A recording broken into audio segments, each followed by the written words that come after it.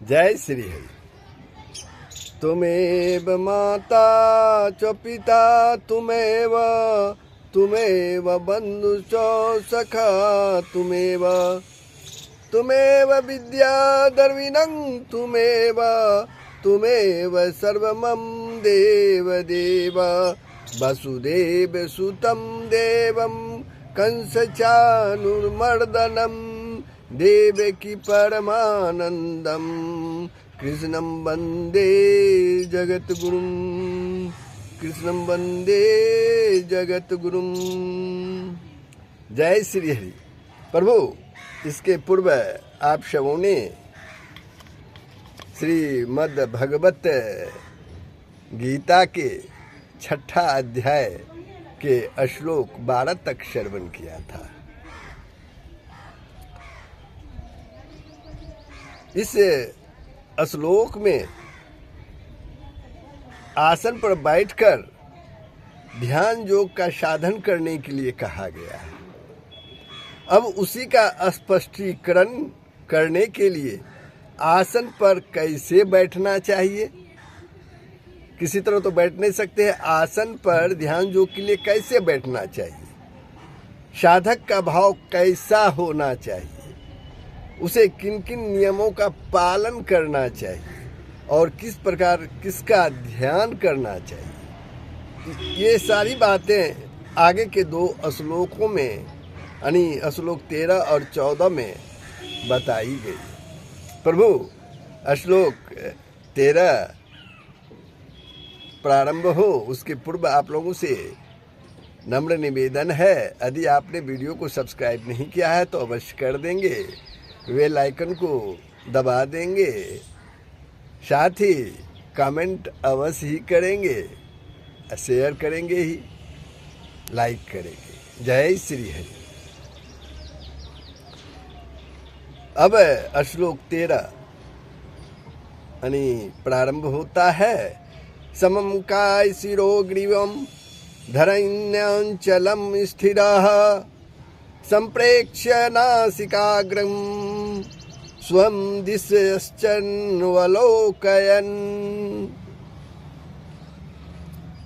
प्रभु कहते हैं, काया, सिर और गले को समान और अचल धारण करके, ये शरीर, ये काया जो है, इसको, सिर को और गले को समान और अचल धारण करके और स्थिर होकर, समान और अचल, एकदम अचल है, हिलना डुलना नहीं चाहिए, समान एवं अचल धारण करके और स्थिर होकर अपनी नासिका के अग्रभाग पर दृष्टि जमाकर, नासिका के अग्रभाग पर दृष्टि यानी अपनी आँखों को उस पर जमाकर अन्य दिशाओं को न देखता हुआ, अन्य दिशाओं को नहीं देखना है। तो आसन पर कैसे बैठना चाहिए ये प्रभु बतला रहे हैं कि ये अपना जो ये काया है, शरीर है, गला है, सिर है, इसको एकदम स्ट्रेट वे में, सीधी रेखा में अचल स्थिर होकर के बैठना चाहिए और अपनी दृष्टि जो है वो नाकों के अग्रभाग में केंद्रित कर देना चाहिए। तो प्रभु कहते हैं कि आसन पर बैठने का तरीका ये होना चाहिए। अब यहाँ प्रश्न उठता है, काया, सिर और गले को सम और अचल धारण करना क्या है?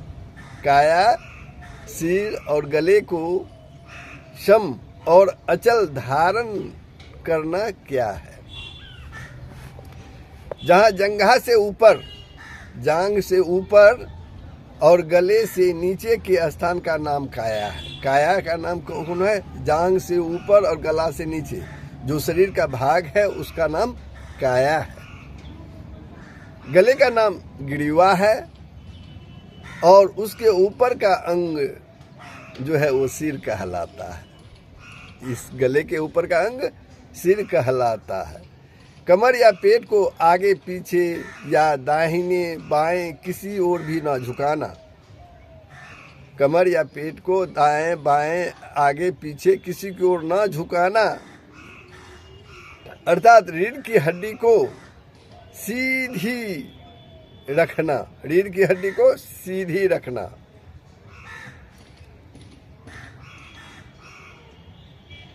गले को भी किसी ओर ना झुकाना और सिर को इधर उधर ना घुमाना। हम स्थिर से बैठे हुए हैं, सिर को इधर उधर घुमा रहे हैं, ऐसा नहीं होना चाहिए, स्थिर रहना चाहिए। इस प्रकार तीनों को एक सूत्र में सीधा रखते हुए जरा भी न हिलने डुलने देना, यही इन सब को सम और अचल धारण करना है। इन सब को सम और अचल धारण करना है।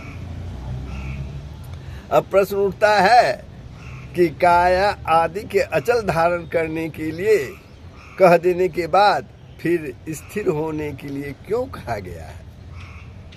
क्या इसमें कोई नई बात है? काया, सिर और गले को सम और अचल रखने पर भी हाथ पैर आदि दूसरे अंग तो हिल ही सकते हैं, इसलिए स्थिर होने को कहा गया है। अचल रख रहे हैं लेकिन हाथ पैर आदि तो हिल ही सकते हैं, इसीलिए उसको स्थिर होने को हेतु कहा गया है। भाव यह है कि ध्यान के समय हाथ पैरों को किसी भी आसन के नियमानुसार रखा जा सकता है। ध्यान के समय हाथ पैरों को किसी भी आसन के नियम के अनुसार रखा जा सकता है, पर उन्हें स्थिर अवश्य ही रखना चाहिए। किसी भी अंग का हिलना ध्यान के लिए उपयुक्त नहीं है।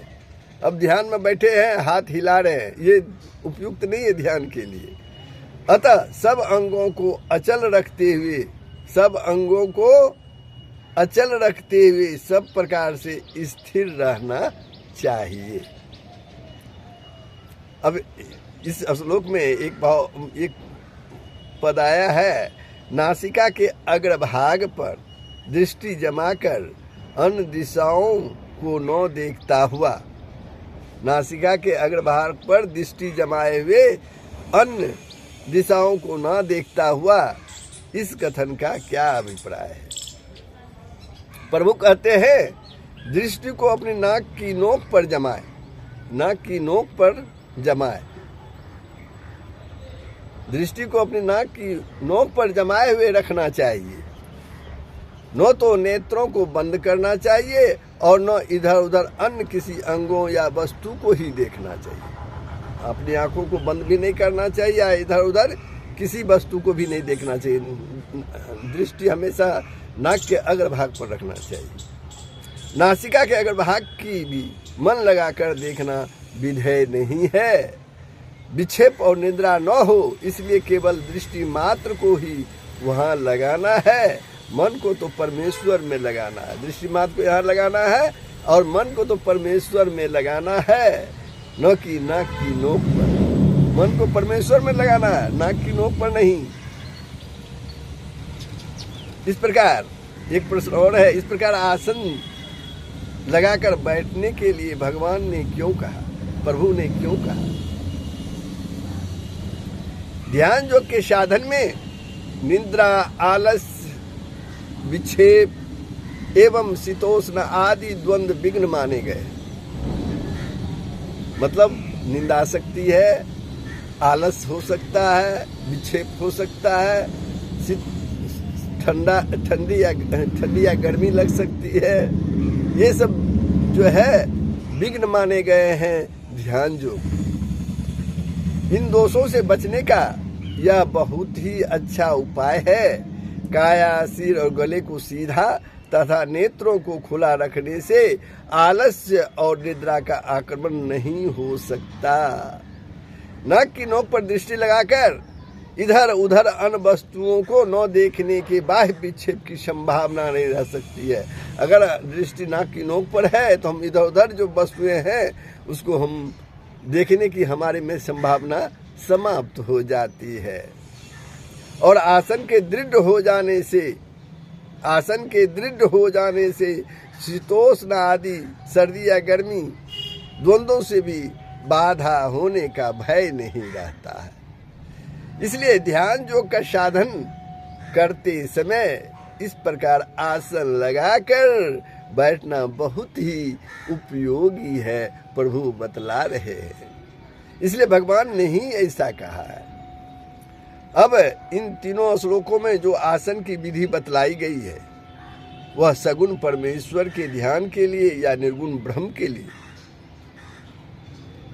आसन की जो विधि प्रभु द्वारा बताई गई है वह सगुण परमेश्वर के लिए, सगुण परमेश्वर के ध्यान के लिए या ब्रह्म के ध्यान के लिए। तो इसका उत्तर देते हुए प्रभु कहते हैं, ध्यान सगुण का हो या निर्गुण ब्रह्म का, ध्यान सगुण का हो या निर्गुण ब्रह्म का, वह तो रुचि और अधिकार भेद की बात है। आसन की यह विधि तो सभी के लिए ही आवश्यक है। अब अगला श्लोक 14। प्रशांतात्मा विगत भी ब्रह्मचारी वर्ते स्थितः मनः संयम्य मंचितः युक्त आसित मत्परः।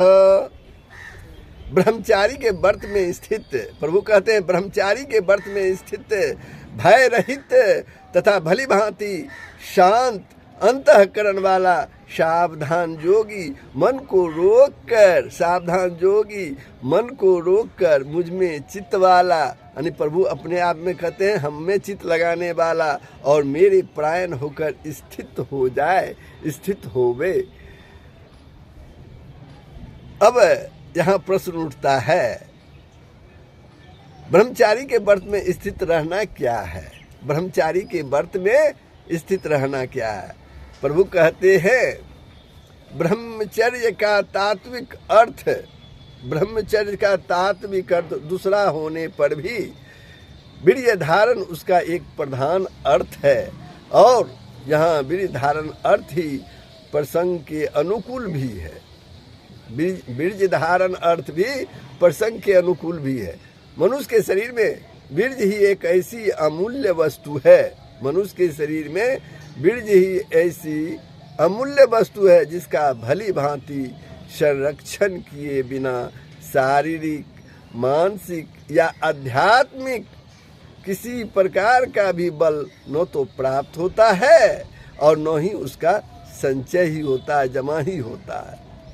इसलिए आर्य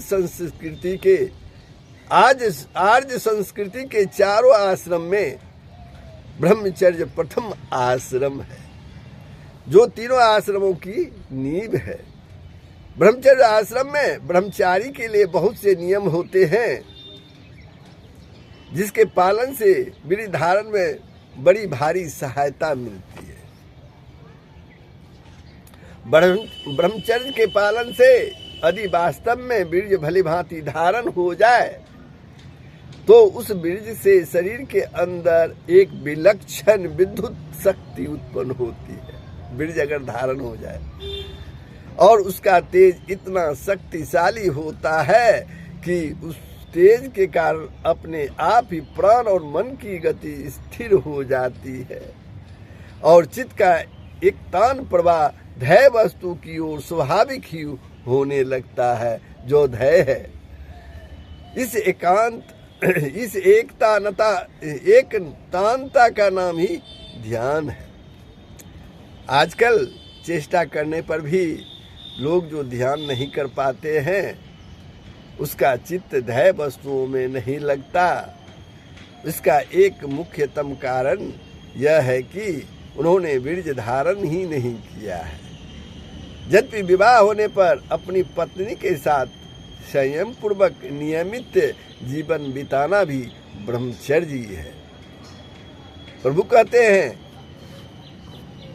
कि विवाह होने पर अपनी पत्नी के साथ संयम पूर्वक नियमित जीवन बिताना भी ब्रह्मचर्य ही है और उससे भी ध्यान में बड़ी सहायता मिलती है। परंतु जिसने पहले से ही ब्रह्मचारी के नियमों का सुचारू रूप से पालन किया है, ब्रह्मचारी के रूप में वह पालन किया है और ध्यान जो की साधना के समय तक जिसके शुक्र का बाह्य रूप में किसी प्रकार भी क्षरण नहीं हुआ, यानी बीज का क्षरण नहीं हुआ है,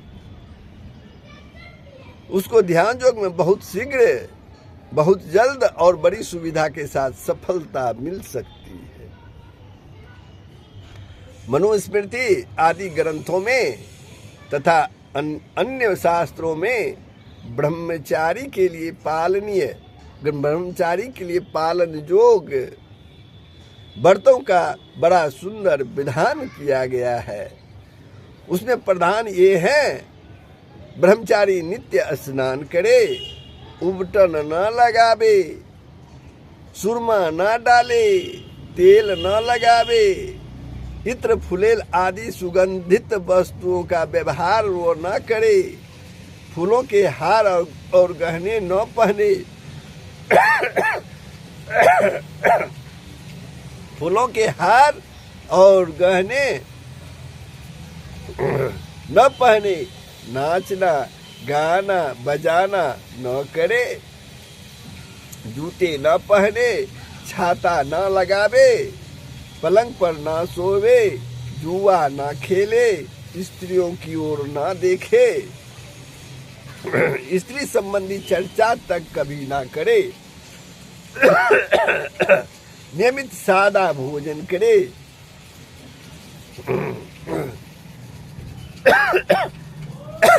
क्षमा कीजिएगा,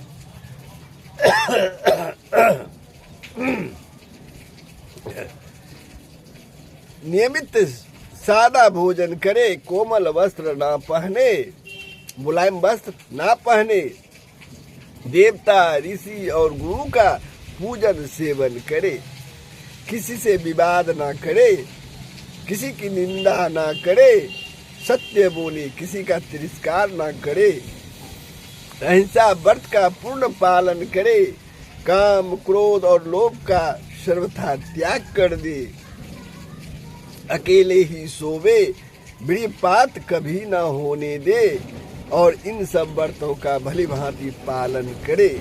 ये ब्रह्मचारी के व्रत हैं। ब्रह्मचारी के व्रत क्या है, ये प्रभु ने सिलसिलेवार बताया है। भगवान ने यहाँ ब्रह्मचारी व्रत की बात कहकर आश्रम धर्म की ओर संकेत किया, आश्रम धर्म की ओर संकेत किया। जो अन्य आश्रमी लोग ध्यान योग का साधन करते हैं, अन्य आश्रमी लोग ध्यान योग का साधन करते हैं, उनके लिए भी वीर्य धारण या वीर्य संरक्षण बहुत ही आवश्यक बतलाए हैं प्रभु ने। और वीर्य धारण में उपयुक्त नियम बड़े सहायक हैं। जो प्रभु ने ब्रह्मचारी के व्रत के नियम बताए थे, वो नियम जो है वीर्य धारण के लिए बहुत ही उपयुक्त है और दृढ़ता पूर्वक इसका पालन करना ही इसमें स्थित होना है। अब एक पद आया है, प्रशांतात्मा का क्या अभिप्राय है, क्या भाव है। ध्यान करते समय मन से राग द्वेष हर्ष शोक और काम क्रोध आदि दूषित वृत्तियों को तथा सांसारिक संकल्प विकल्पों को सर्वथा दूर कर देना चाहिए। वैराग्य के द्वारा मन को सर्वथा निर्मल और शांत करके ध्यान योग का साधन करना चाहिए। यही भाव दिखलाने के लिए प्रशांतात्मा विशेषण यहाँ दिया गया है। मन को रोकना क्या है, एक प्रश्न और उठता है, मन को रोकना क्या है। एक जगह ना रुकना और रोकते रोकते भी बलात् विषयों में चले जाना। एक जगह न रुकना और रोकते रोकते जबरदस्ती दूसरे विषयों में चला जाना मन का स्वभाव ही है। अब गीता पाठ कर रहे हैं, मन चला गया कहीं मार्केट की ओर, तो ये मन का स्वभाव है। इस मन को भली भांति रोके बिना ध्यान योग का साधन नहीं बन सकता। इस मन को, चंचल मन को रोके बिना ध्यान योग का साधन नहीं बन सकता। इसलिए ध्यान करते समय मन को बाह्य विषयों से भली भांति हटाकर बाहरी विषय जो है उससे भली भांति हटाकर उसे अपने लक्ष्य में पूर्ण रूप से निरुद्ध कर देना, रोक देना, यानी भगवान में तन्मय कर देना ही जहाँ मन को रोकना। भगवान में तन्मय कर देना ही यहाँ मन को रोकना है।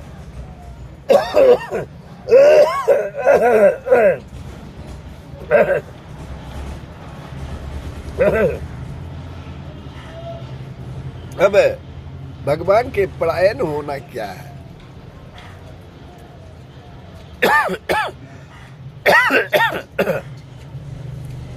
इसका उत्तर देते हुए प्रभु कहते हैं,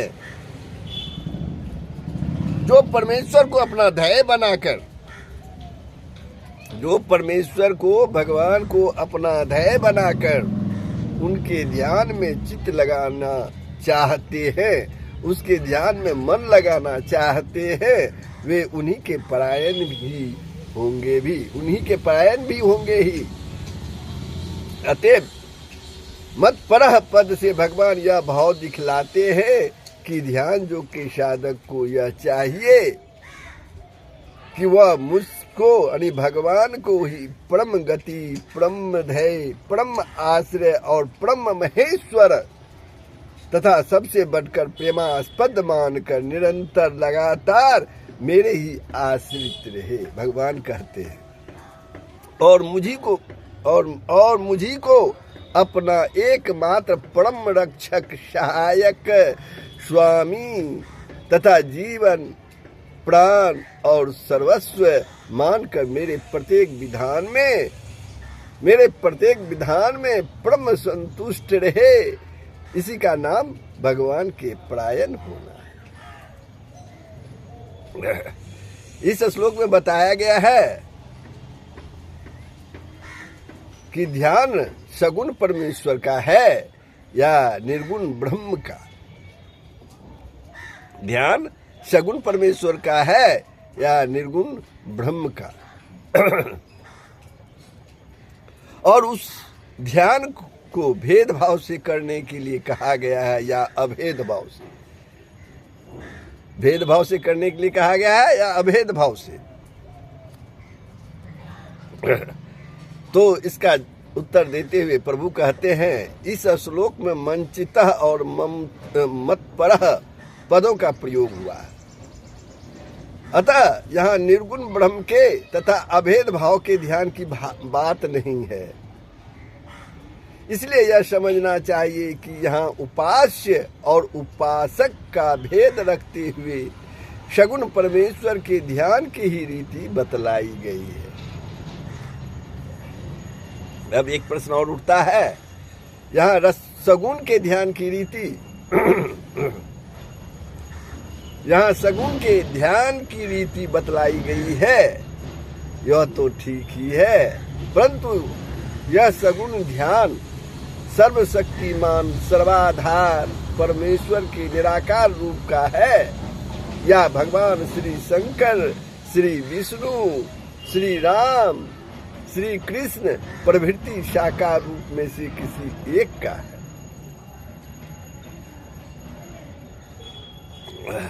भगवान के गुण, प्रभाव, तत्व और रहस्य को समझकर मनुष्य अपनी रुचि, स्वभाव और अधिकार के अनुसार जिस रूप में आसानी से मन लगा सके, वह उसी रूप का ध्यान कर सकता है। हम ध्यान में बैठे हैं, हमको जो रूप में मन लग गया उसी का हम ध्यान कर सकते हैं, क्योंकि भगवान एक है और सभी रूप उनके ही हैं। भगवान एक ही है, ये राम, कृष्ण, शंकर, ब्रह्म, विष्णु सारे एक ही हैं। इसलिए ऐसा कल्पना नहीं करनी चाहिए, ऐसी कल्पना नहीं करनी चाहिए कि यहाँ अमुक रूप विशेष के ध्यान के लिए ही कहा गया है। आपको जिस रूप में ध्यान करने का चित्त करे, आप उसी रूप में ध्यान कीजिए। अब यहाँ साधकों की जानकारी के लिए ध्यान के कुछ स्वरूपों का वर्णन भी किया जाता है, जो नीचे है यहाँ। अब पहला है ध्यानस्थ भगवान श्री शंकर का ध्यान। अगर हम भगवान शंकर का ध्यान करते हैं तो ध्यानस्थ भगवान श्री शंकर का ध्यान हम किस प्रकार करेंगे? हिमालय के गौरी शंकर शिखर पर सर्वथा एकांत देश में, हिमालय के गौरी शंकर शिखर पर सर्वथा एकांत देश में भगवान शिव ध्यान लगाए पद्मासन से विराजित हैं। ध्यान लगाए पद्मासन से विराजित हैं, पद्मासन से विराजित हैं। उनका शरीर अत्यंत गौर वर्ण है, उसकी हल्की सी लालिमा छाई हुई है। गौर वर्ण है, उस पर हल्की सी लालिमा छाई हुई है। उनके शरीर का ऊपर का भाग निश्चल, सीधा और समुन्नत है, यानी एक सूत में है। विशाल भाल पर भस्म का सुंदर त्रिपुंड शोभित हो रहा है। विशाल भाल पर भस्म का सुंदर त्रिपुंड शोभा दे रहा है। पिंगल वर्ण का जटाजूट चूड़ा के समान ऊंचा करके सर्प के द्वारा बंधा हुआ है। दोनों कानों में रुद्राक्ष माला है। ओढ़ी हुई रिच की काली मृगछाला की श्यामता नीलकंठ की प्रभा से और भी घनीभूत हो रही है। उनके तीनों नेत्रों की दृष्टि नासिका के अग्रभाग पर सुस्थिर है। प्रभु शंकर के तीन दृष्टि है, वो तीनों की दृष्टि जो नासिका के नाक के अग्रभाग पर स्थिर है और उन नीचे की ओर झुके हुए स्थिर और निस्पंद नेत्रों से उज्जवल ज्योति निकलकर इधर उधर छिटक रही है। दोनों हाथ गोद में रखे हुए हैं। ऐसा जान पड़ता है मानो कमल खिल गया है, मानो कमल खिल गया है। उन्होंने समाधि अवस्था में देह के अंदर रहने वाले, उन्होंने समाधि अवस्था में देह के अंदर रहने वाले वायु समूह को निरुद्ध कर रखा है, जिसे देखकर जान पड़ता है मानो वे जलपूर्ण हैं। जिसे देखकर यह ऐसा लग रहा है कि वे जलपूर्ण हैं, जल से भरे हुए हैं और आडंबर रहित बरसने वाले बादल हैं, या तरंगहीन प्रशांत महासागर है, या निर्वात देश में स्थित निष्कल ज्योतिर्मय दीपक है। अब आता है भगवान विष्णु का ध्यान। अगर हम विष्णु में ध्यान करने के लिए बैठे हैं तो ध्यान क्या है, इसका भी श्रवण कर लीजिए। अपने हृदय कमल पर या अपने सामने जमीन से कुछ ऊंचे पर स्थित एक रक्त वर्ण के सहस्रदल कमल पर भगवान श्री विष्णु सुशोभित हो रहे हैं। नील मेघ के समान मनोहर नील वर्ण है। सभी अंग परम सुंदर हैं और भांति भांति के आभूषणों से विभूषित है। श्रीअंग से दिव्य गंध निकल रही है, श्रीअंग से दिव्य गंध निकल रही है। अति शांत और महान सुंदर मुखार बिंद है प्रभु का। विशाल और मनोहर चार लंबी भुजाएं हैं। अत्यंत सुंदर और रमणीय गिड़वा है। परम सुंदर गोल कपोल है। मुखमंडल मनोहर मंद मुस्कान से सुशोभित है। लाल लाल होठ और अति सुंदर नुकीली नासिका प्रभु के शोभामान हो रहे हैं। दोनों कानों में मकराकृति कुंडल झलमला रहे हैं। मनोहर चिबुक है। कमल के समान विशाल और प्रफुल्लित नेत्र हैं। और उनसे स्वाभाविक ही दया, प्रेम, शांति, क्षमता, ज्ञान, आनंद और प्रकाश की अजस्र धारा बह रही है। उन्नत कंधे हैं, मेघ श्याम नील पद्म वर्ण शरीर पर सुवर्ण वर्ण पीताम्बर शोभामान है। लक्ष्मी जी के निवास स्थान वक्ष स्थल में श्री वत्स का चिन्ह है। दाहिने ऊपर के हाथ में सुंदर अत्यंत उज्जवल किरणों से युक्त चक्र है। नीचे के हाथ में कुमोद की गदा है। बाएं ऊपर के हाथ में सुंदर श्वेत विशाल और विजयी पांचजन्य शंख है और नीचे के हाथ में सुंदर रक्त वर्ण कमल सुशोभित है। गले में रत्नों का हार है। हृदय पर तुलसी युक्त बनमाला, बैजंती माला और कौस्तुभ मणि भी विभूषित है। चरणों में रत्न जटित बजने वाले नुपुर हैं और मस्तक पर देदीप्यमान किरीट है। मस्तक पर देदीप्यमान किरीट है। विशाल उन्नत और प्रकाशमान ललाट पर मनोहर ऊर्ध्व पुंड्र तिलक सुशोभित हो रहे हैं।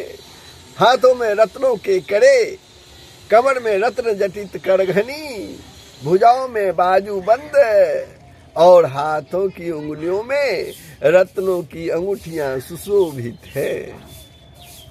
काले घुंघराले केस बड़े ही मनोहर हैं। प्रभु के चारों ओर करोड़ों सूरजों का साथ परंतु शीतल प्रकाश छा रहा है और उसमें से प्रेम और आनंद का अपार सागर उमड़ा चला आ रहा है। ये हुए विष्णु, भगवान विष्णु, श्री विष्णु का ध्यान। अब आगे भगवान श्री राम का जो ध्यान करना चाहते हैं वो उनका ध्यान जो है किस प्रकार है वो आप सुन लीजिए। अत्यंत सुंदर मणि रत्नमय राजसिंहासन है। अत्यंत सुंदर मणि रत्नमय राजसिंहासन है। उस पर भगवान श्री रामचंद्र जी श्री सीता जी सहित विराजित हैं। नवीन दुर्वा दल के समान श्याम वर्ण हैं। कमल दल के समान विशाल नेत्र हैं। बड़ा ही सुंदर मुखमंडल है। विशाल भाल पर ऊर्ध्वपुंड तिलक है। घुंघराले काले केस है।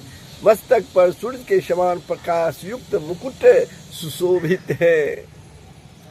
मुनि मनमोहन महान लावण्य है। दिव्य अंग पर पीताम्बर विराजित है।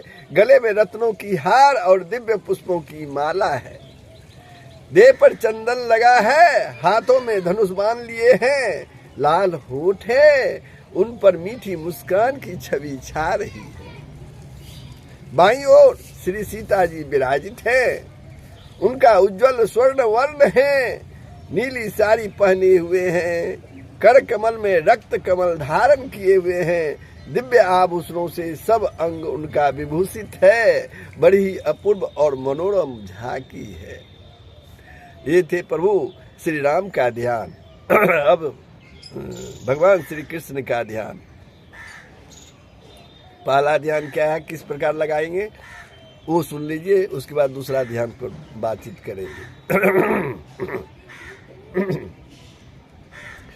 वृंदावन में श्री जमुना जी का तीर है। वृंदावन में श्री जमुना जी का तीर है। अशोक वृक्षों के नए नए पत्तों से सुशोभित कालंदी कुंज में भगवान श्री कृष्ण अपने सखाओं के साथ विराजमान हैं। नवीन मेघ के समान श्याम आभा युक्त नील वर्ण। नवीन मेघ के समान श्याम आभा युक्त नील वर्ण है उनका। श्याम शरीर पर सुवर्ण वर्ण पीत वस्त्र ऐसा जान पड़ता है कि मानो श्याम घन घटा में इंद्रधनुष सुशोभित हो। गले में सुंदर बनमाला है। गले में सुंदर बनमाला है। उससे सुंदर पुष्पों की और तुलसी जी की सुगंध आ रही है। हृदय पर बैजंती माला सुशोभित है। हृदय पर बैजंती माला सुशोभित है। सुंदर काली घुंघराली अलके हैं जो कपोलों तक लटकी हुई है। घुंघराले बाल कपोलों तक लटकी हुई है। अत्यंत रमणीय और त्रिभुवन मोहन मुखार बिंद है, बड़ी ही मधुर हंसी हंस रहे हैं, मस्तक पर मोर की पंखों का मुकुट पहने हुए, कानों में कुंडल झलमला रहे हैं, सुंदर गोल कपोल कुंडलों के प्रकाश से चमक रहे हैं, अंग अंग में सुंदरता निखर रही है, कानों में कनेर के फूल धारण किए हुए हैं, अद्भुत धातुओं से और चित्र विचित्र नवीन पल्लवों से शरीर को उन्होंने सजा रखा है। वक्षस्थल पर श्री वत्स का चिन्ह है, गले में कौस्तुभ मणि है, भौएं खिंची हुई है, लाल लाल होठ बड़े ही कोमल और सुंदर हैं। बांके और विशाल कमल सा नेत्र है, उनमें से आनंद और प्रेम की विद्युत धारा निकल निकल कर सबको अपनी ओर आकर्षित कर रही है, जिसके कारण सबके हृदय में आनंद और प्रेम का समुद्र सा उमड़ रहा है।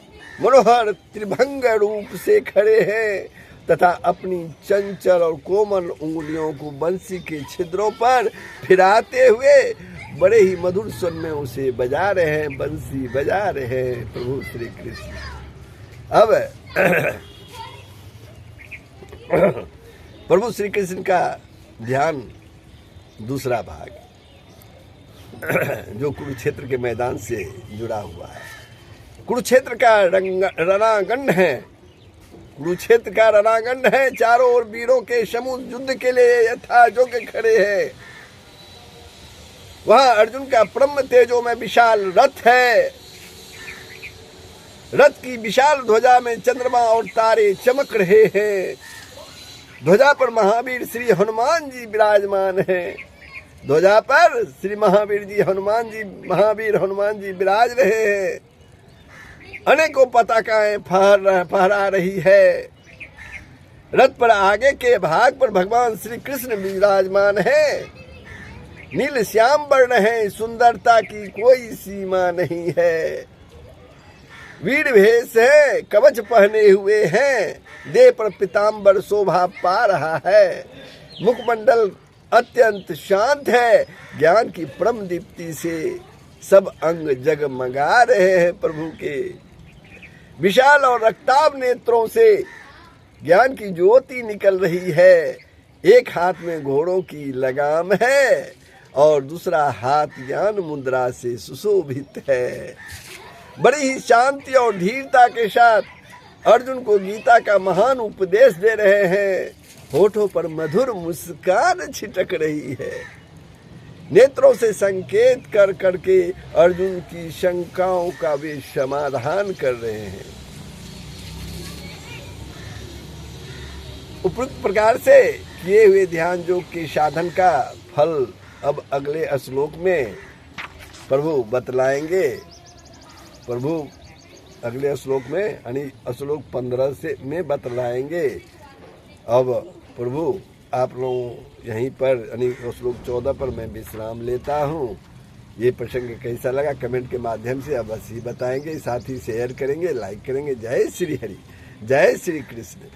सबका कल्याण हो, पूरे विश्व का कल्याण हो, यही सनातन धर्म का मूल तत्व है। जय श्री हरि।